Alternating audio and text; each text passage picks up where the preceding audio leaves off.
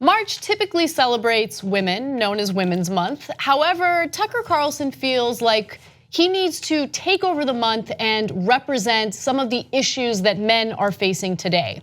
Now, it's a multi-part series that Carlson is focusing on, and in the latest video, he discusses the issue of wages that men earn versus women.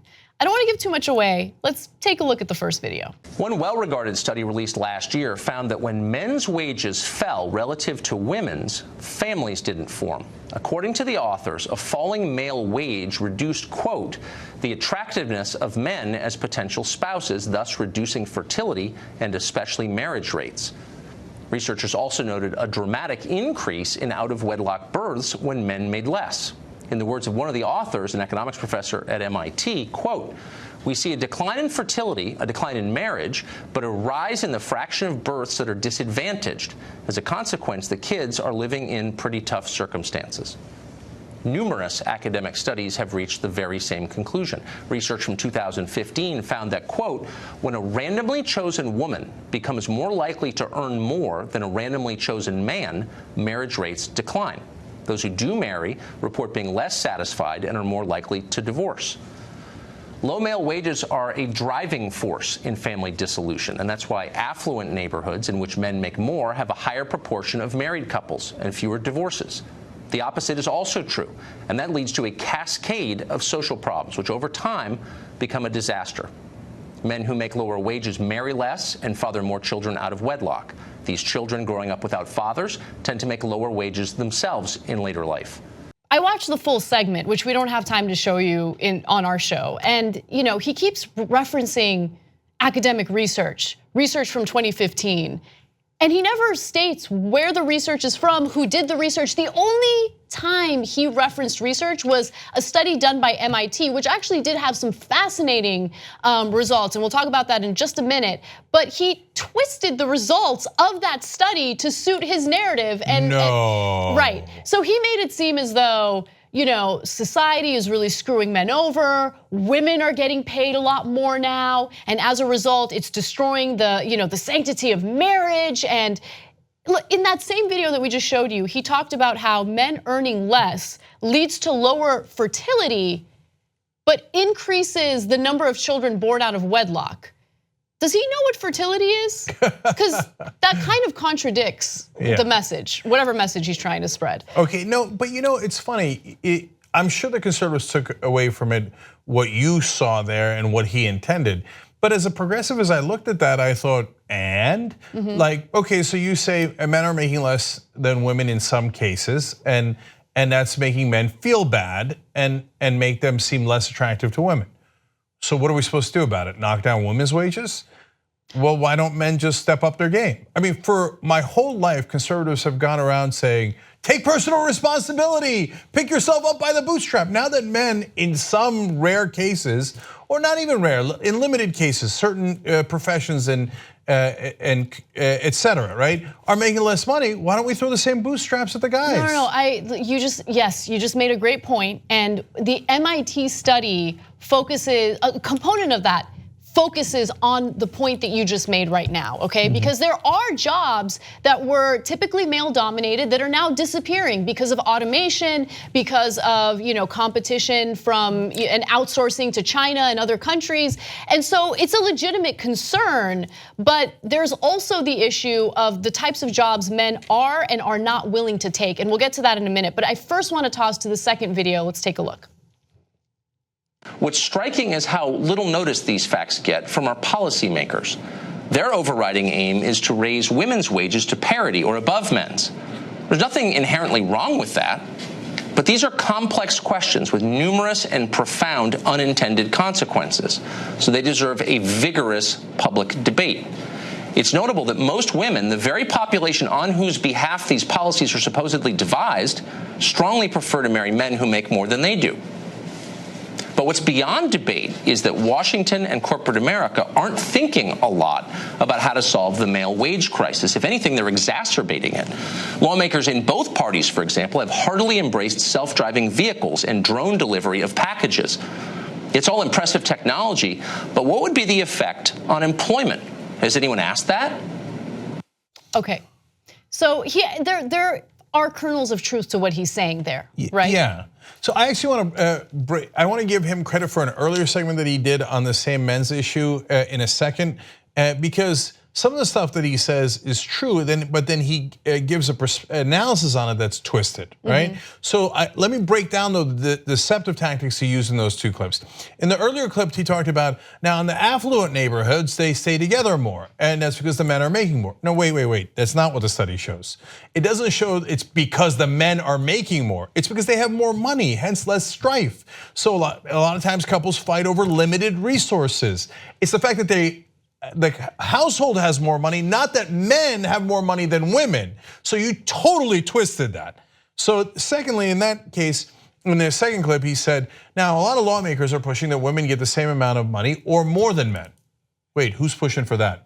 I've literally never seen anyone say, no, women should make more than men. No one has ever said that. So that wasn't a mistake. That was an intentional, little message that he snuck in there, because the reality is there is this fear among some, usually on the right wing, that women are fighting to be more powerful than men, to make more than men, when in reality they want equality. And I'm talking about equality of opportunities, okay? No one wants anything handed to them. We just want equality of opportunities. If we are working the same job, then we deserve the same pay.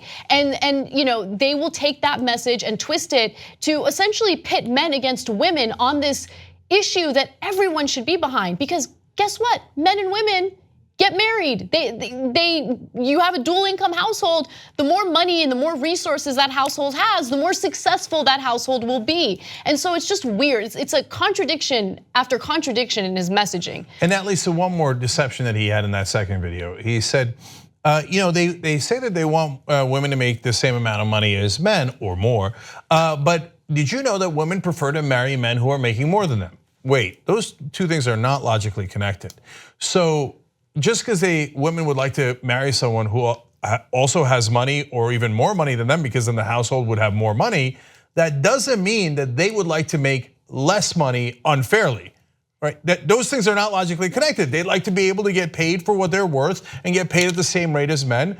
And they'd also like to marry someone who has more money so they could feel more comfortable, which every person does. No, but again, there's a contradiction there, right? Women want to make more money than men. Women want to marry men that make more money than them. What? In other words, humans like to have money because it makes life a little bit better. But that doesn't mean that women want to get paid less. And that seems to be what he's implying. Women, they want men who make more money than them, so it's okay if we pay them less. It's those subtle little deceptions. So let's get to the one study that he actually did cite in making his argument. And again, there are kernels of truth in what he is saying. There are certain blue collar workers who have lost their jobs in manufacturing for a variety of reasons, but women are not making significantly more money than those men did. In fact, women typically work in professions that pay significantly less, which is the reason why men are less likely and less willing to transition to those professions. Let me give you those details. So the two occupations predicted by the Bureau of Labor Statistics to decline the most quickly from 2014 to 2024 are locomotive firers, shrinking 70%, and vehicle electronics installers and repairers, down 50%. They are 96% and 98% male. Of the fastest growing jobs, many are various types of health aides, which are about 90% female. When men take these so-called pink collar jobs, they have more job security and wage growth than in blue collar work, according to recent research. But they are paid less and feel stigmatized.